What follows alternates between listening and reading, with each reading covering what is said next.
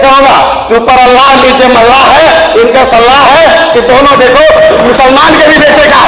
हमारी सरकार की उपलब्धियां जो 5 सालों से रही हैं, मैं 2019 से भारतीय जनता पार्टी के साथ सहयोगी दल के रूप में आया हूं। उनकी उपलब्धियों को देखते हुए पिछले जितनी सरकारें रही हैं और उनका जो आपस का जो देखने को मिला, जिसे उसको देखा जाए उदाहरण के स्वरूप पर, तो उसमें मैं जो अभिभाषण में बिंदु रखे गए सरकार की उपलब्धियों के, मैं उस धन्यवाद प्रस्ताव का समर्थन करता हूं। निषाद पार्टी, हमारे जितने भी सहयोगी दल भी हैं और हमारे जो क्षेत्र के कार्यकर्ता हैं, वो सभी लोग इसके लिए बधाई के पात्र हैं कि हमको इस अवसर पर, हम तो क्षेत्र में सड़क पर संघर्ष कर रहा था एक समुदाय के हक अधिकार दिलाने के लिए, लेकिन आज सदन तक सहयोगी दलों की मदद से, भारतीय जनता पार्टी के सहयोग से इस सड़क से सदन पर आकर मैं अपनी बात आपको रख रहा हूं, उसके लिए सबको मैं धन्यवाद देता हूं। और जो राज्यपाल महोदय अपने अभिभाषण में उत्तर प्रदेश को उत्तम प्रदेश बनाने की ओर अपना विशेष ध्यान दिया, महामहिम राज्यपाल के भाषण का भी विरोध ठीक उसी प्रकार है। देखने में हमारे आंखों से था कि इस द्वापर युग में और त्रेता युग में देखने को मिलता था कि किसी भी ऋषि मुनियों और देवताओं के अच्छे कार्य में विघ्न डालने का काम करते हुए कुछ विशेष प्रवृत्ति के लोग करते थे, वैसे ही सदन के काम में बिना बात के विरुद्ध पूरे के पूरे 1.5 घंटे हुआ। ऐसा नहीं होना चाहिए। इस परंपरा और परिपाटी में बदलाव आना चाहिए। मैं सदन से चाहता हूं कि एक स्वस्थ परंपरा हो, मर्यादित हो, क्योंकि जनता के लिए, हितों के लिए समय है, कानून है, ये सदन है, बहुत इसमें पैसा देश का खर्च होता है गरीबों पर, और विरोध करने का तरीका लिखित हो और लिख पर जो विरोध भी हो आए उस पर भी कार्रवाई हो, क्योंकि ये विरोधी भी कुछ अच्छी बातें बोल देते हैं जिसमें उसमें जोड़ना अवसर होता है। तो मैं आप माननीय अधिष्ठाता महोदय के माध्यम से अपनी बात पर कुछ मैं ज़्यादा नहीं कहूँगा, बधाई दूंगा माननीय मोदी जी को, माननीय योगी जी को, कि मैं आज इस भारतीय संस्कृति जो कभी मुगलों और अंग्रेजों के द्वारा नष्ट की गई थी, हम लोगों को इतिहास में पढ़ाया जाता था कि कैसे इस देश पर आक्रमण हुआ था और कैसे इसको विघ्न में डाला गया, कैसे इस संस्कृति का नष्ट हो।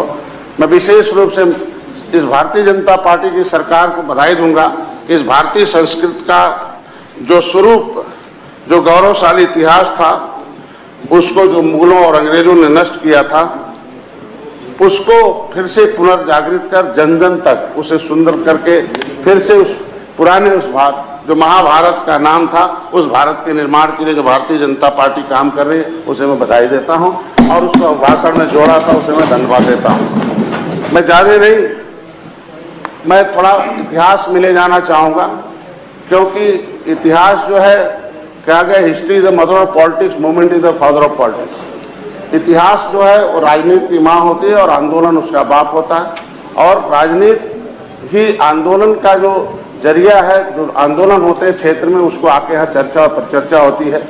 तो उस पर मैं आपका ध्यान आकृष्ट करूंगा कि मुगलों के कितने अत्याचार थे। मैं अभी सदन में बैठा था, वहाँ विधानसभा में एक आ गया कि यहाँ की सोच, यहाँ के रहने वाले लोग पाकिस्तानी की सोच रखते हैं, ऐसे लोगों को विशेष कार्रवाई होनी चाहिए। उस पर हंगामा खड़ा कर दिया, मतलब जैसे लगता है कि वही कि मन में जो चल रहा था वही बोल दिया। तो ऐसे में मुगलों ने क्या दर्द दिया था उस जमाने में कि अपने बच्चियों की इज्जत बचाने के लिए नेल पॉलिश का, जो आज नेल पॉलिश मार्केट में निकलता है, तो लोग सुअर पालते थे कि उसके सुअर को खून को लगा देते थे। तो मुगल जो होते थे उन महिलाओं के प्रति घृणा पैदा करते थे अपनी इज्जत बचाने के लिए। देश की महिलाओं ने क्या क्या किया है, इस देश की जनता ने, कि अंगुली पर जब वो देखते थे क्या है तो कहें सुअर का खून है, इसलिए उसको छोड़कर मुगल भाग जाते हैं। और ऐसे मुगलों के लिए कुछ लोग समर्थन करते हो, ये हम लोग उसे बर्दाश्त, भारतीय ये जो समाज है, ये संस्कृति है, नहीं बर्दाश्त कर सकती है। ऐसे में क्या क्या हुआ था जब इस देश में अंग्रेजों को भगाने का काम किया। कानपुर एक जगह है, सती चौरा घाट है, वहाँ 300 नावों को हमारे मछुआरों ने भगाया था। पहले सड़क नहीं थी, तब पहले रोड, ये बाईपास नहीं था, बड़े संसाधन नहीं थे, बाईवान नहीं था, नदियों के माध्यम से अंग्रेज आते जाते थे। तो उसका नतीजा था कि डुबो के मारने के नाते जो 27 जून 1857 को 309 में डुबाया था समाधान लोचन निषाद और उनके अगुवाई में जो नाव थे, अपनी नाव तोड़कर उन्हें डुबाया था। अंग्रेजों ने उसमें एक जो ब्लैक स्मिथ कमांडर बचा था और जो अंग्रेज को लिख कर दिया महारानी को, तो ऐसा क्रूर कानून बनाया कि 12 अक्टूबर 1871 को कि ब्रिटिश पार्लियामेंट में डिबेट किया स्टीफन नामक सांसद ने कि डॉक्टर का बेटा डॉक्टर होता, वकील का बेटा वकील होता है और बदमाश का बेटा बदमाश होता है। मानिए इस इतिहास को पन्नों में जोड़ा जाना चाहिए, विषय पढ़ाया जाना चाहिए, जो हमारे आने वाली पीढ़ी जो है ये अंग्रेजों और मुगलों की जो क्रूरता है वो देखे और मेरी भारतीय संस्कृति क्या है। उसमें उन्होंने और नहीं आगे और कृत किया कि 12 अक्टूबर 1871 को एक क्रिमिनल ट्राइब्स एक्ट किया कि ऐसी जो जातियां जो अंग्रेजों से लड़ रही हैं 578 जातियों को कानून बनाकर उजाड़ लिया, उनका खेत बाड़ी घर द्वार सब छीन लिया।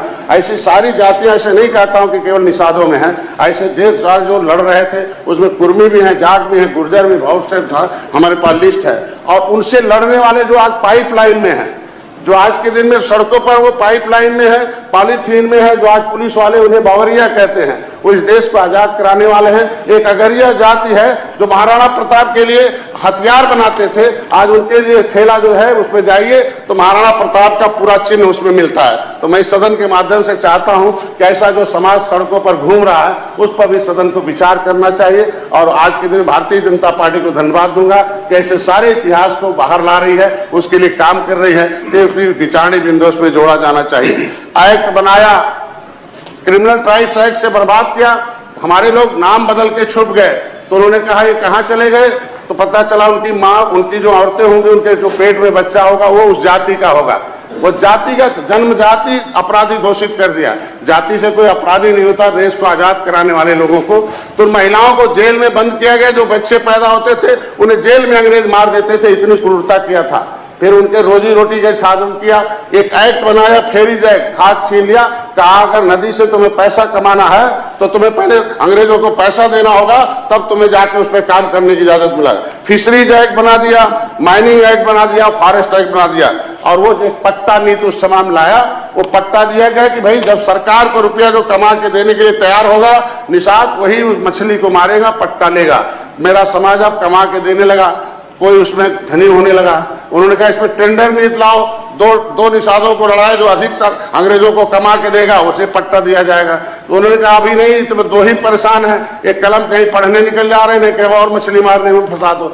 उसने समितियों का निर्माण किया कि 100 लोगों को लाओ, सहकारी समिति के नाम पर 100 लोग मिलकर जब अंग्रेजों को कमा के देंगे तब जाके वो जीवन यापन कर पाएंगे।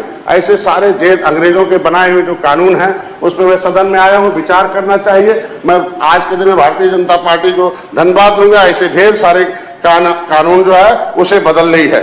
आज के दिन में 31 अगस्त 1952 को देश आजाद हो गया।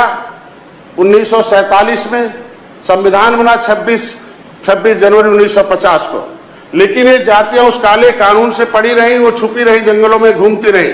31 अगस्त 1952 को पार्लियामेंट में डिबेट में चंद्रिका राम जब कलकत्ता से जीत के आए, उन्होंने जब आवाज उठाई, बाहर प्रदर्शन हुआ, उस काला कानून को तब रात में बदला गया। 31 अगस्त 1952 को वो काला कानून हटाकर इस देश में कानून बना कि उसको डीनोटिफाइड किया जाए। अंग्रेजों का जो नोटिफिकेशन था उसका नाम हो गया डीनोटिफाइड ट्राइब्स, उसे विमुक्ति जनजाति के रूप में नाम दिया गया कि ऐसी जातियों की दशा SC ST से भी खराब है। मैं सभी सदस्यों से चाहूंगा कि जो ऐसी जातियां जिन्होंने देश को आजाद कराया हो, अंग्रेजों मुगलों से लड़ा हो, उसके लिए भी लड़ाई लड़कर उसके लिए उनके बच्चों के उनके जीवन में सुधार होने की चर्चा होनी चाहिए। खाली एक को जो कानून बन गया हो, कानून का सहारा मिल गया हो किसी को, उसी को आगे बढ़ाना वो भी ठीक है, लेकिन ये भी जरूरी है। तो इसके लिए भी काम होना चाहिए।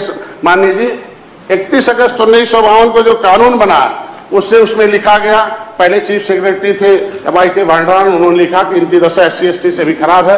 क्योंकि उस समय पटेल जी थे, उस समय पटेल जो है, उनके पिताजी झंझेवर भाई पटेल थे, वो भी इनके साथ लड़ाई लड़ते थे, वो भी जेलों में थे। इसलिए कुछ जातियां हमारी जो इलाहाबाद के समय पटेल लिखती है, हमारे लोगों को काला पानी की सजा भेज दिया बर्मा, इसलिए आगरा के लोग बर्मा लिखते, हमारे निषाद मछुआ समुदाय के लोग। इतनी क्रूरता हुई कि वहां तेल पेरा जाता था, वो तेल अंग्रेजों की रानियों के सर पर रखा जाता, इतनी क्रूरता थी।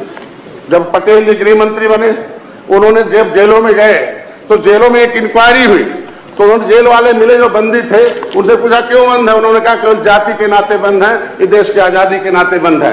तो उन्होंने अपनी सेक्रेटरी को तुरंत उन्होंने कमीशन बनाया, Ananthasayanam Ayyangar committee, criminal tribes act inquiry committee 1949-50। उस कमेटी ने रिपोर्ट दिया कि इनकी दशा SC/ST से बहुत खराब है।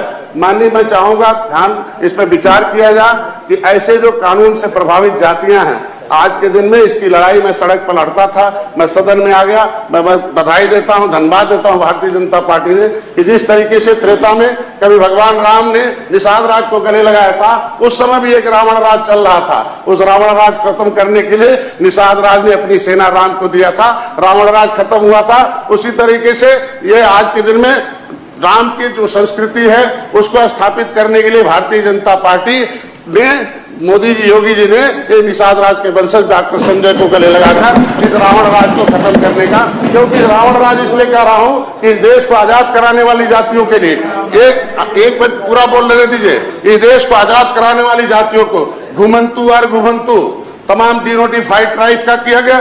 इसमें कमीशन बनाए गए कि पहला कमीशन बना देवर जनजाति कमीशन 1960 में, 1965 में BN लूकर कमेटी बना, बालकृष्ण रेणुका कमेटी बना। ये कमेटी बनाते रहे, ऐसी कमेटी बना दिया कि अंतिम में आज तक 2008 की कमेटी आज तक लागू नहीं हुई, कूड़ेदान में डाल दिया। मैंने सदन में आवाज उठवाई थी, माननीय जो हरिभाऊ राठौर थे बॉम्बे के, मैं इस पर रिसर्च कर रहा था, मैं किताब लिख रहा था। 6 घंटे बहस हुई सदन में, मीरा कुमारी जी लोकसभा अध्यक्ष थे। इस 6 घंटे देश को आजाद कराने वाली जातियों के मामले को कूड़ेदान में डाल दिया।